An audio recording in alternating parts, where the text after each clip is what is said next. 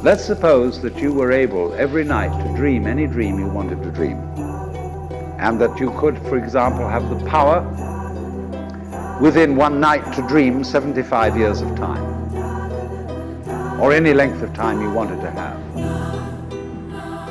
And you would naturally, as you began on this adventure of dreams, you would fulfill all your wishes. You would have every kind of pleasure you could conceive. And after several nights of 75 years of total pleasure each, you would say, well, that was pretty great.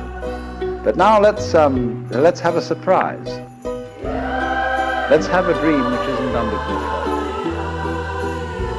Well, something is going to happen to me that I don't know what it's going to be. And you would dig that and come out of that and say, wow, that was a close shave, wasn't it? Then you would get more and more adventurous, and you would make further and further out gambles as to what you would dream. And finally, you would dream.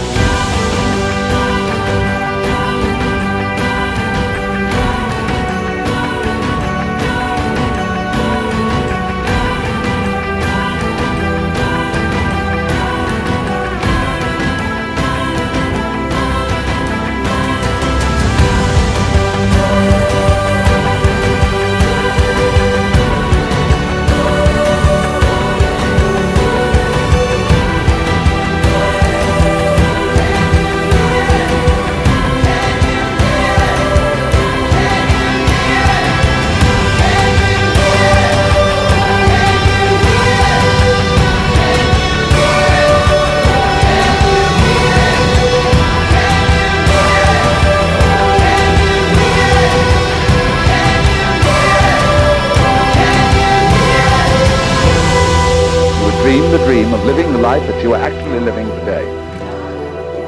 That would be within the infinite multiplicity of choices you would have, of playing that you weren't God. Because the whole nature of the Godhead, according to this idea, is to play that he's not.